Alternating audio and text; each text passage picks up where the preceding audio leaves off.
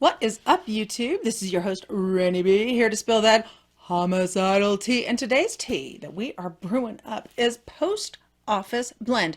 Full-bodied and earthy, it will send you right over the edge into a maniacal rage in no time. We always ask that you please like and subscribe and comment. Oh my God, I love talking to you guys. I am in the middle of a two-parter. I know I already said that, but, and I still am in the middle of that, writing it and everything.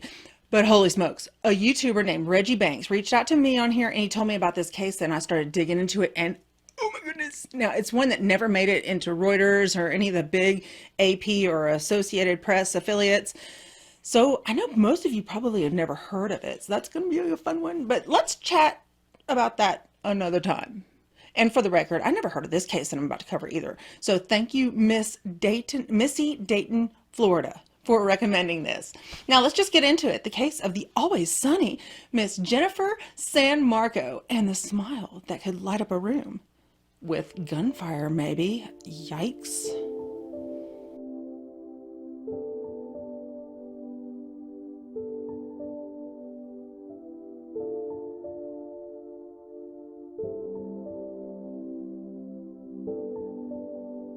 Do you agree that looks may be deceiving? The woman in the photo right there, she appears to be a kind, friendly woman, maybe in her 40s, maybe someone's mother, a librarian, or maybe the receptionist at your doctor's office. How wrong can we be when we look at someone and make a decision on who they are before we get to really know who they are? Who's to say this woman here is a mass murderer? No. Jennifer San Marco, the person in that photo, she is and was an American mass murderer. Jennifer was born in New York on December 6, 1961. She was born into a world of possibilities.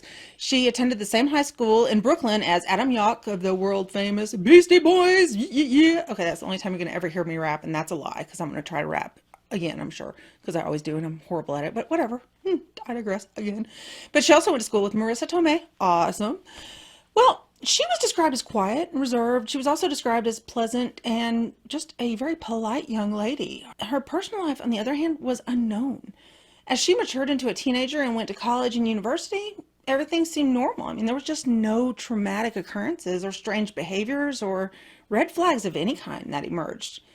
She seemed to have the world at her feet, but she dropped out of school and she didn't graduate for unknown reasons. You will find that as this story continues, that this is the beginning of a pattern for Jennifer. Jennifer had worked at a variety of occupations through her 20s and 30s, ranging from medium security prison guard to police dispatcher. And I think it's important to add here that all of these positions she had to pass psychological evaluations. And she did so, and there was no signs of anything wrong. And from what I understand about 911 police dispatch officers, the operators that get the calls, they have to go through rigorous psychological evaluations because, I mean, everything they have to deal with. They can't, freak out on people. Well, she blew right through all those tests with flying colors.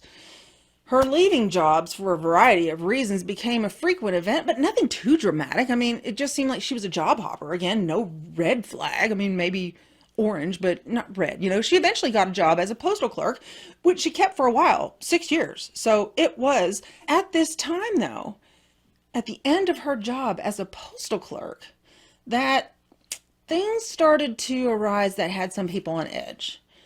Her actions inside and outside of work were beginning to raise some eyebrows, leading to a series of heated arguments with her next-door neighbor, Beverly Graham.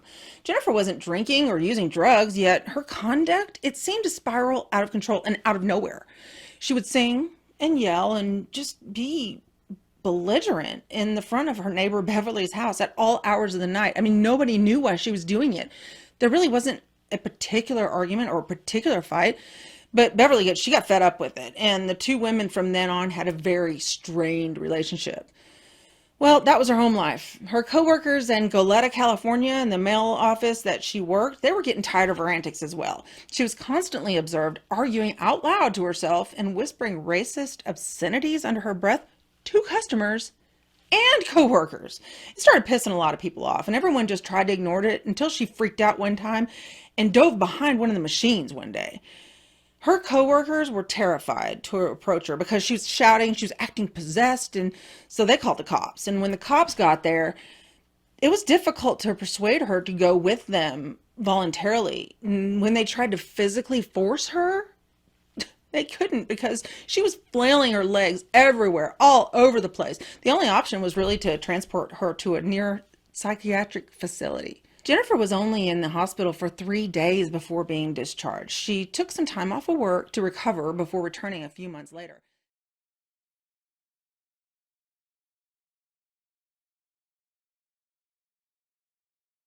When she returned, however, she appeared to have gotten worse. She wasn't just unkempt, but she was also more violent, and her yelling and ranting continued, and it got so bad that management had to escort her out of the building, telling her she was never allowed to return. The Postal Service deemed it necessary to retire her early due to her deteriorating mental health. Jennifer was furious because she believed that she had not done anything wrong and that everyone was conspiring against her. Now, this is me playing armchair psychiatrist here, but to me it sounds like that she started exhibiting symptoms of paranoid schizophrenia, maybe. When I tried to research it, though, I couldn't find any public records of her receiving a formal diagnosis or learning from what her diagnosis even was, if they even tried to give her one. She was a master manipulator, though, I did understand, of the people around her. So I wonder if there was also some narcissistic stuff going on. But anyway, who knows? After somewhat forcefully retiring from her mail job in California, she moved to New Mexico. Now, Jennifer's health continued to deteriorate, despite the fact that she was supposed to be doing this whole move for a new beginning. I mean, she'd go from fantasizing about starting her own business to like opening a food truck or something, like one of those kind of businesses that go around. But she would also then be found praying on the side of the road, despondent. When her endeavors failed that she wanted to start, she spiraled more into madness and paranoia, and then she became fixated on the past. Jennifer was a wronged experience collector. She's one of those people that remembers each and every little person that does her wrong, according to her. And she had little choice but just sit and stew about it. And all the people that she believed had wronged her over the years, she had so much spare time, it kind of left her no choice but just to sit and think and plot. She continued to be bizarre in New Mexico. She would spit and growl in public, and then she'd start praying loudly and then muttering to herself. And she even one time was reported to have stripped down to her underwear at a petrol station, all the time staring at people unwaveringly. Now, she would do this often, not naked as well, and she would just sit and stare and make people uncomfortable. This, along with her appearance being off-putting because portions of her hair were chopped off and shaved off. She'd done this to herself and whatever. She also wore disgusting, unwashed, smelly, filthy clothing. I mean, it was bad. She was seen praying loudly near her car one day, and when asked whether she was feeling well, she snapped her head toward the person and fiercely quipped, "They pray before they go in." Jennifer would ramble and scribble endless notes at her New Mexico home, which was later discovered by detectives. She came to believe that her former post office workers, her old neighbor Beverly, the police department, and even one of the mental clinics that she'd been visiting were all plotting to end her life. She became engrossed in it, and her concentration grew into determination that they would all be held accountable for what she had imagined that they'd done to her. So she planned her retribution, and she traveled to 2 pawn shops in New Mexico, one for the pistol and the other one for the ammo. For the pistol, she had to fill out an application, and for that entire process took about 2 days before she could pick it up, and surprisingly, she breezed right through the application process. She must have submitted false application information, but then again, who knows? This is America, home of the guns and the free what? She had her plan and her weapon, and on the night of June 30th in 2006, she hopped in her car thinking of Beverly Graham as the first person that would pay the price. Jennifer had been holding her wrath for a long time, despite the fact that the 2 ladies hadn't seen each other in forever. Now, I'm sure we've all had obnoxious neighbors or jobs where we despised or we were fired from. Lord knows I have. Hold up. ADHD moment. Hold up. Hey, Okay, oh my God. I have to interrupt myself. I got fired one time the best way ever. Okay, I disappeared in my car and was down there forever and just screwing off and doing things I should not have been doing in my 20s. And when I finally came back, my boss asked me where I'd been, and I was a real smart ass. Imagine that.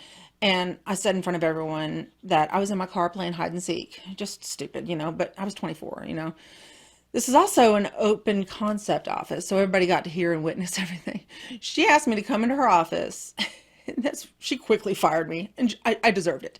But I got up and screamed, "Screw you and screw this job, bitch, I quit." And then I left her office and I slammed the door. But it wasn't a normal door.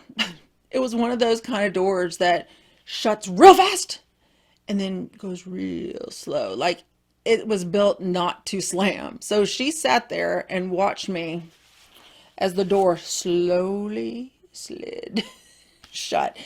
So yeah, that was one of my famous quitting moments. Yeah, it happens. An ADHD moment. Okay, well, what I was saying before was that I'm sure that everybody has had some sort of altercation or gotten fired with neighbors or bosses or whatever. All of us do. But most of us that have better mental health, we just carry on. But Jennifer could not move past it. She shot and killed Beverly Graham later that night. Neighbors reported on hearing gunfire between 7:15 and 8:15 p.m., according to police reports. But she wasn't done. As soon as Jennifer killed Beverly, she got back into her car and proceeded to go to her old postal office where she used to work. The actual number of employees in the facility was roughly 300, but on this particular night, thank God, it was just 80 people that were there. She followed another car in as they were going through the business gates, knowing that she wouldn't be able to get in that easily. And without missing a beat, she dashed out of the car and threatened an employee with her revolver that for them to give her their ID badge. She let the terrified person go as soon as they handed over the ID badge, and she continued with her planned murder spree. She entered the building and immediately shot 6 people. When they heard the gunshots, the other employees dashed out across the street, across the road, near the nearest fire station, things like that. Jennifer San Marco eventually shot herself in the head with the pistol as well. I'm not crying over that. People have different theories on why she committed this horrible murder spree, but some people just believe she was simply mentally ill and deluded. And some people are convinced that she was being followed, possibly what she believed was true. But others claim that she was driven entirely by bigotry. You see, Jennifer was a white chick, as we saw earlier in the picture. Her victims in the postal office, they were all minorities. 3 African Americans, 1 Filipino, 1 Hispanic, and 1 Chinese American. I hate that that's even a thing. It just, oh my gosh. People and their racist bullshit is so dumb. Melanin, another ADD moment, but I'm not going to play the song. Melanin is the pigment that determines how dark you are. It's like a chemical thing in your body. How does that define someone? It's so dumb. But anyway, this is not the race relations channel. I'll go back to the story.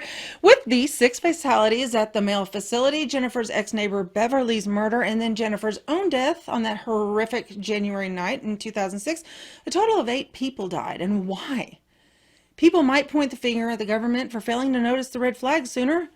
The police maybe, and everyone else. But, the truth remains that Jennifer San Marco was just a cold-blooded killer who happened to be mentally ill. People say she had no foreboding of what was to come during her childhood, but was this really true, or did they just ignore some of these important things that maybe they should have seen? We'll never be able to tell for sure, but some claim that she was in excellent health until she had a psychological breakdown, or was maybe hit in the head, or had an accident that permanently changed her. We do know that she changed jobs frequently and had a habit of quitting, but a lot of us do that, right? Your girl got her hands in multiple things. It's particularly upsetting that this happened just when we thought that we were getting tougher on gun applications and security and making mental health a thing to talk about and not be afraid of. And it just sucks that this kind of thing happened not even a decade ago. Well, actually, I can't do math, so it was more than a decade ago. So I don't even know if I'm going to edit that out because it's funny that I'm that dumb. You're an idiot. Anyway, let me take the opportunity now to honor the victims of this tragic event. I mean, all these people did was go to work.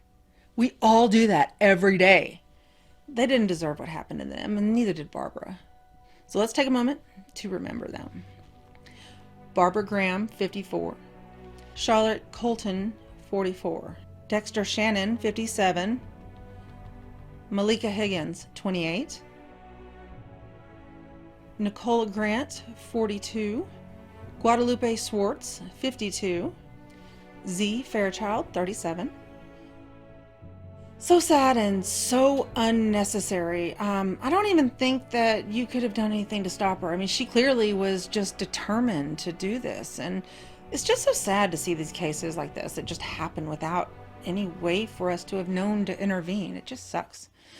Anyway, well, I mean, I certainly hope that you guys enjoyed this one. As I always say, I'm working on a ton of cases, and I'm going to definitely keep that content coming in. With that, it's kind of a downer. I mean, I think these are all mostly downers, but this one particularly is a downer because, yeah, it could have been any one of us. So until then, try not to be angry at people too long and try to, oh, you know what, whatever, bye. See you guys later.